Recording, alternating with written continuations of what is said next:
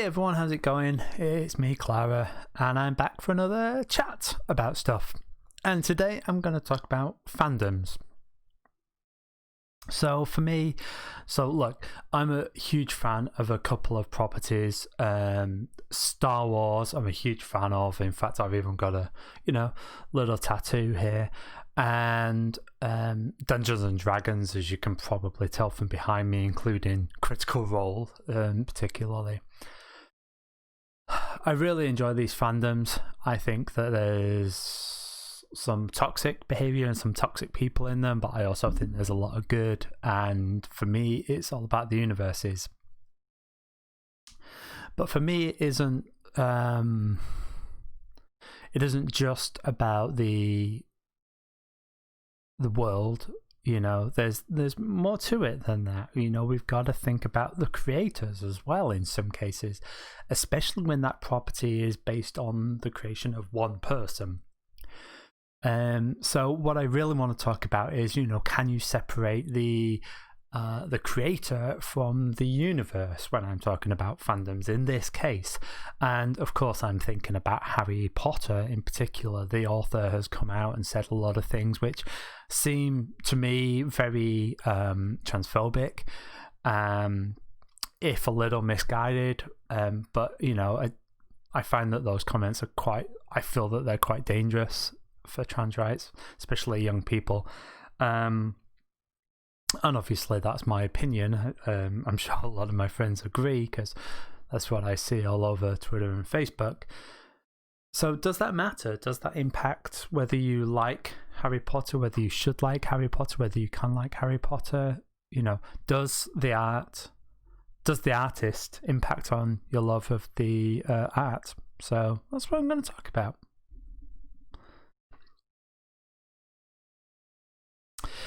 Yeah, it's difficult, isn't it? It's and I'm not gonna say that it's an easy topic. So, I'm gonna talk about different examples of where the artist has had an impact on the art for me, from my personal opinion. So let's be upfront. I don't have any buy-in to Harry Potter. I haven't read the books and I haven't seen the films. I know that that's probably a big shock to a lot of people who know me as a complete and utter nerd, but Harry Potter just never did it for me, really. So I don't have a stake in this game, but I still think that I can take fandoms that I do like and sort of draw comparisons. And of course, these are all really different comparisons. I don't want to pretend that they're the same in terms of the topics I'm talking about. But I think I can draw some examples, some things that I do or did love. So let's talk about a band that I used to love. So there's a band called the Eagles of Death Metal, and I saw them live a few times. I used to listen to them a lot. I had, there's a t-shirt I got at one of their gigs, was a t-shirt that I pretty much wore constantly for a couple of years. And yeah, I was a pretty big fan. I'm not going to pretend that I was a huge fan. I wasn't, but I was a big fan. And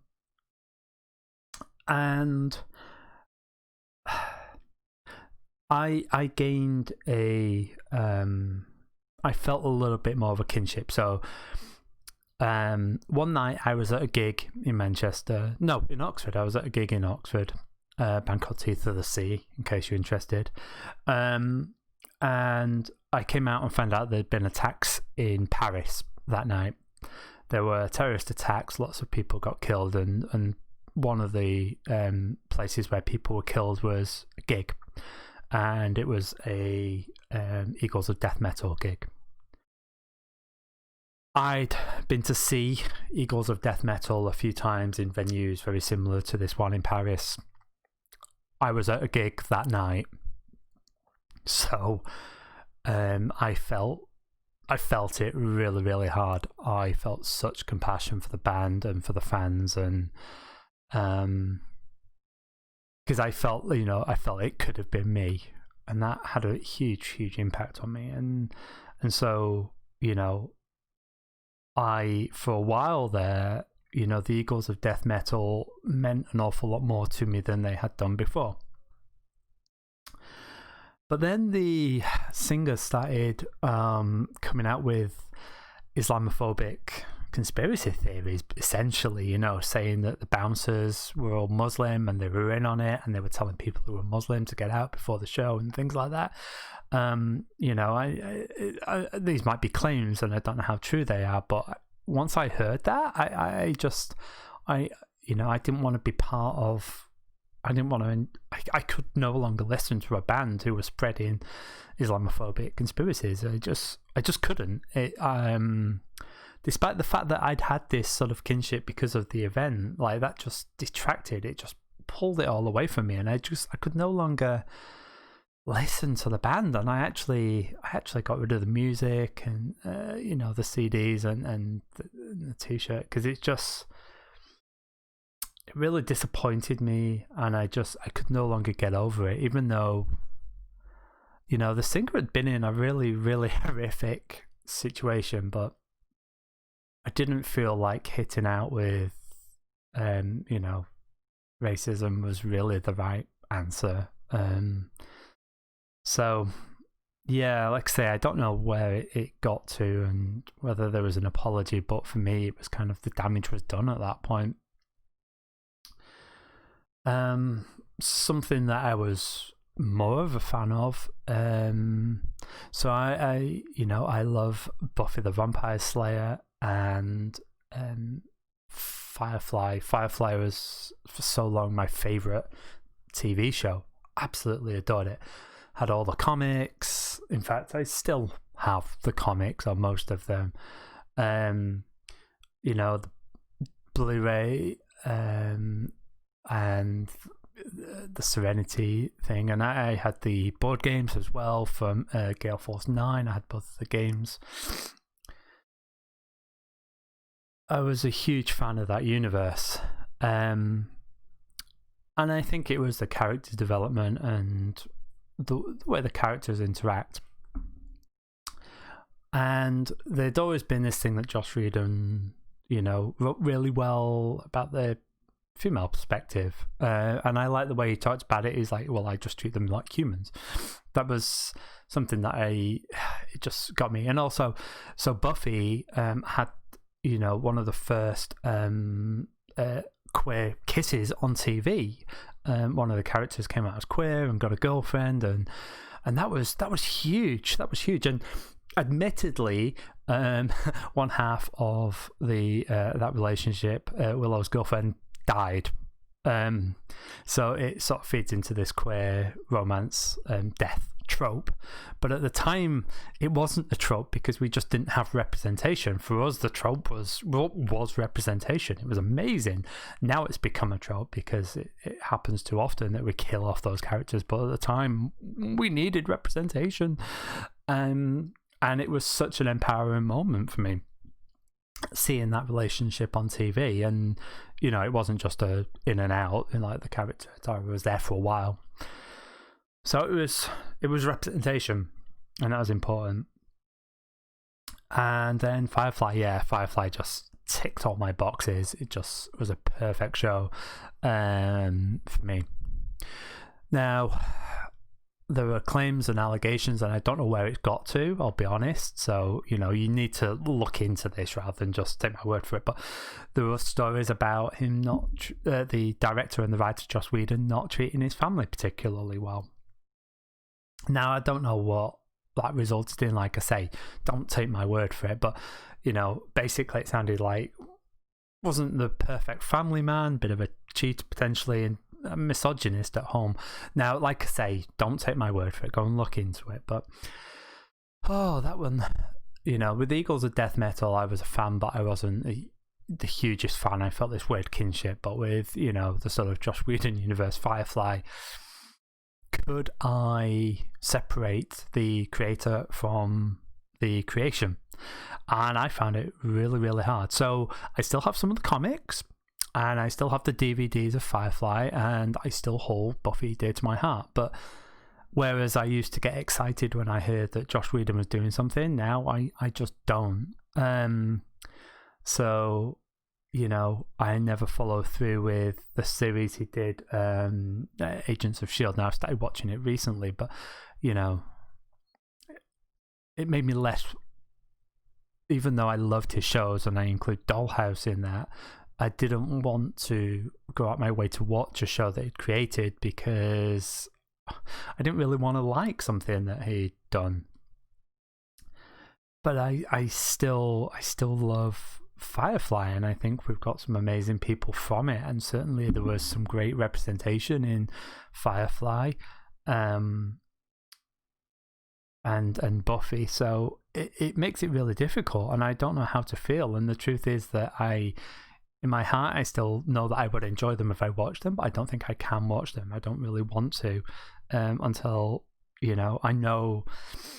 I don't know. I can't watch them anymore, and it makes it really, really difficult. And I think that's kind of how people, you know, feel about Harry Potter. Like I say, I was really into that world. I didn't grow up with it in the same way. It was a show that had a moment in time, but still, it was the one that pressed my buttons. I just loved it.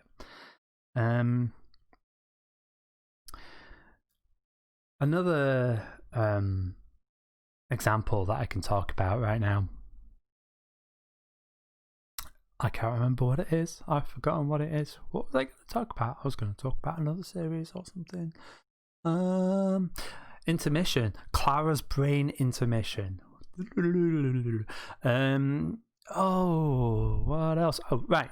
I was going to give an example of positive representation. So,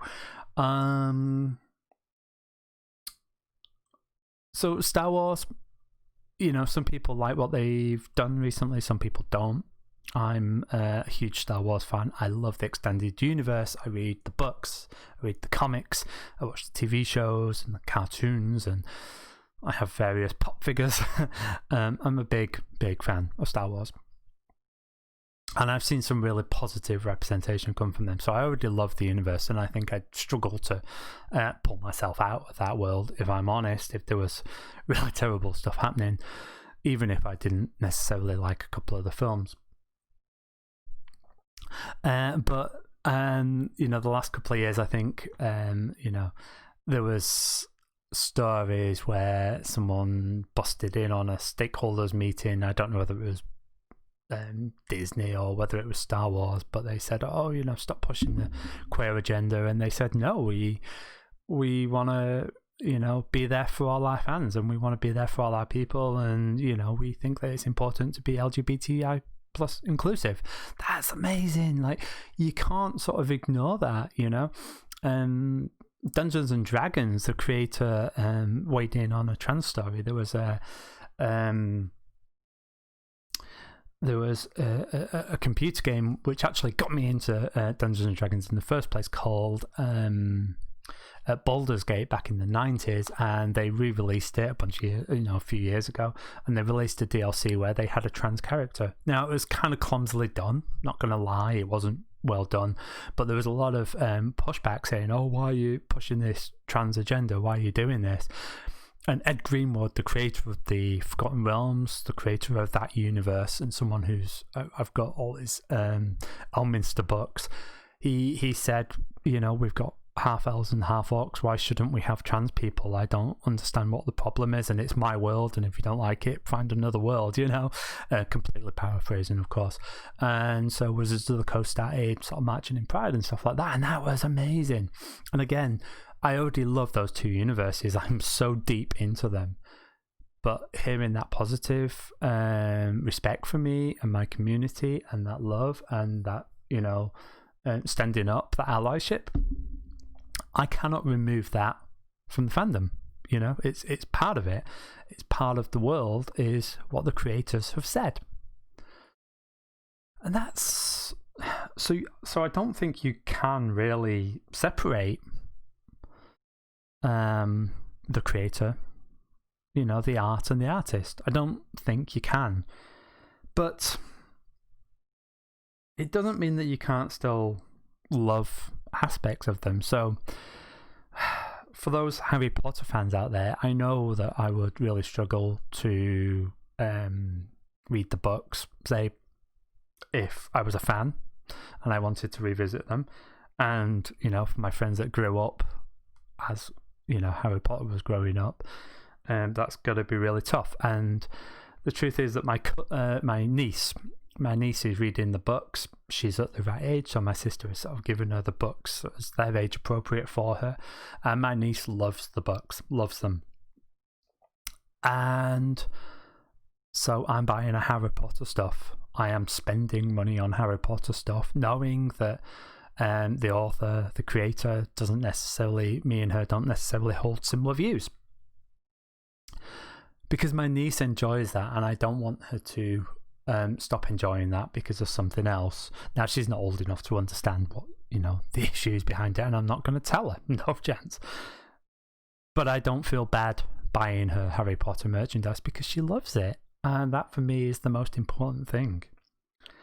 And for those of you who are at the age where you can agree or disagree with the author, well, one thing that I will say, and again, I don't really know the world, but there's a couple of, you know, the Harry Potter films started the careers of a couple of people. What they called Daniel Radcliffe and Emma Watson. Is that right? I think so. Anyway, created those people, and both of them have been, you know, good, strong advocates of trans rights, LGBTI rights. Emma Watson's done stuff with the UN and talking about women's rights and stuff like that. Basically, the Harry Potter universe the artist might be detracting from those rights, but some of the people that it spawned, the franchise spawned, are really huge advocates, and so you've got to remember that. You know, this universe has spawned some really amazing people, and I think it's perfectly legitimate to celebrate the films and those actors, the actor and actress. You know, I think that's perfectly legitimate. I think that if you said, yes, I don't like the author's politics, but I still love the film, I think that's fine, and I think you can. Like I say, I feel bad if it's affected you because of how much you were into the universe. That's rough. But like I say, I think, and I can understand if you're always in the back of your mind going to be thinking about what, you know, the author says. I can understand that, but pay more attention to what the actors say, maybe, you know, pay attention to what they're doing, and they're doing some amazing stuff. And yeah, Harry Potter films definitely launched their careers, so hold on to that, and like I say, feel free to love the universe. Complicated, isn't it? I might actually talk about fandoms at some point. Actually, I might talk about I did a lecture a few years ago on queer representation in Dungeons and Dragons. Excuse me. So that might be kind of cool. Yeah, so that's my thoughts on fandom. Separating the art from the artist. It's hard, but I think sometimes you can and sometimes you can't, and it's up to you, really. Yeah. So until next time, don't know what I'll talk about next. Guess we'll see on the day. Take care, and I'll see you soon. Bye.